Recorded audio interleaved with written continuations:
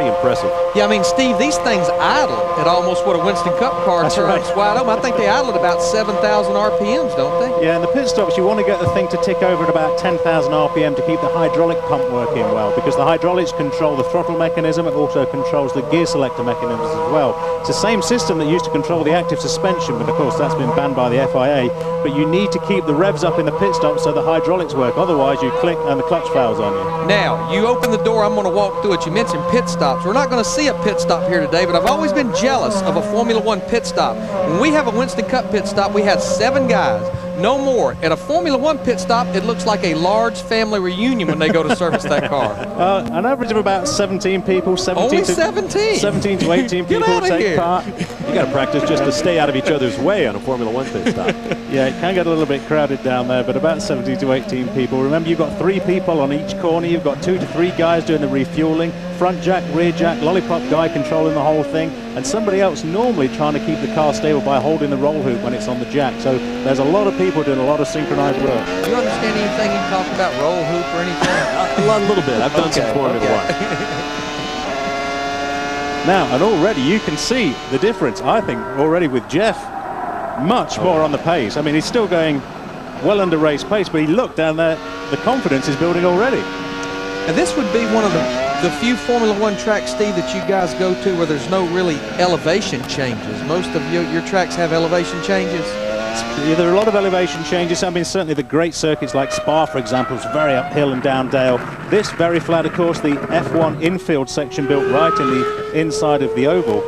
But technically speaking, I find this track a lot of fun because you've got that great contrast between the long straightaway section that we just saw now, and as we come to the end of the short back straight, the Horman Boulevard, now back into the tight infield section again. So there is your classic example of what you do when you come off the straight to set the car up for the tight infield section. You've got to get the downforce on the car to make the car stick to the track going around the corners.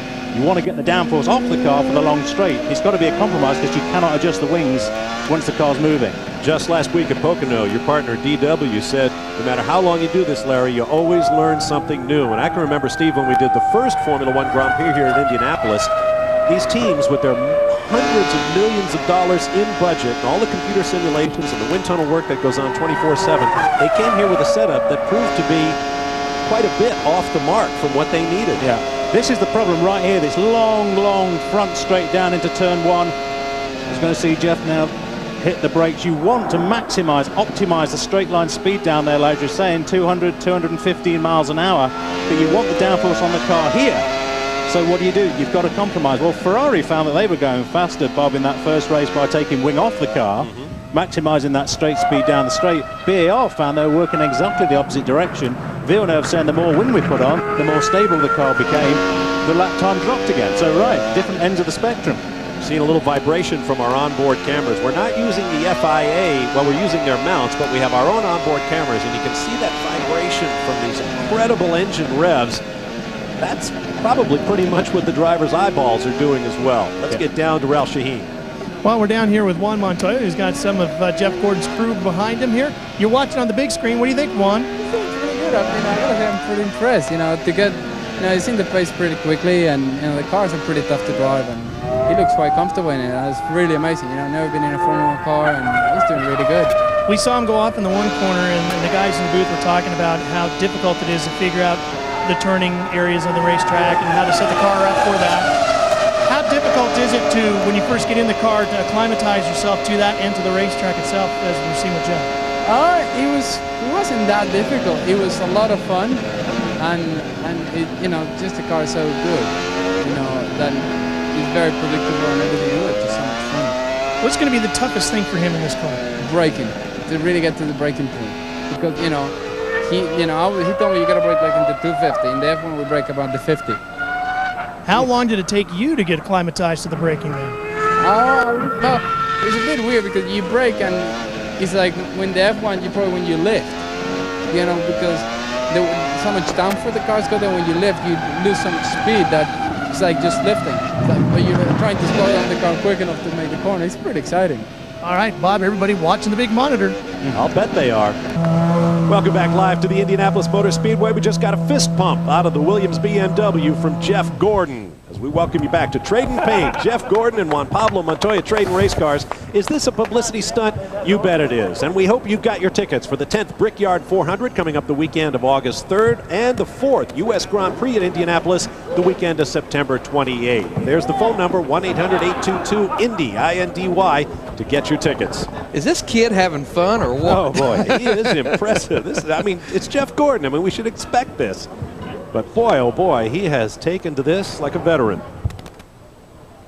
I was asking the mechanics how comfortable Jeff was in the car, because it's normal procedure for a new driver to have a new carbon fiber seat mate molded to his contours of his backside and his back to make sure he's absolutely 100% comfortable. Larry, how much seat fitting goes off in the Cup Car Championship? I'm talking about the comparison because the mechanic said straight away Jeff was fine. We gave him one of Montoya's seats. He didn't complain. We said that was fine. How was the pedal positions? He said he was comfortable. We didn't adjust them for him. I said, did you give him the option? We never said anything to him. He was comfortable. We walked away from him. Said it was fine. Well, there's a lot of work that goes into the cockpit of a Winston Cup car, because what you have to remember, they're in there for 400 and 500 mile races, you know, 3.5, 4 hours. And of course, over the last 2 years, we've seen so many safety innovations with put them in that cocoon, as we call it, with the headrest and the head and neck restraint devices. A lot of things have come along just in the last 2 years. Let's get down to Ralph. Well, I know he doesn't want to crawl out of there any sooner than he has to. He's debriefing with his own crew chief. Okay, what'd you think? Oh my God. That is the most incredible experience I've ever had in my life. It was so different and unique at the beginning. I actually, it looked like I went in too deep in that one corner, went in the grass, but I actually didn't go in deep enough, or I didn't get on the brakes hard enough, and I jabbed the brakes and the back end just turned on me. So, you know, just learning to use the curbs and how much you can get on the throttle. I mean, that traction control is a beautiful thing.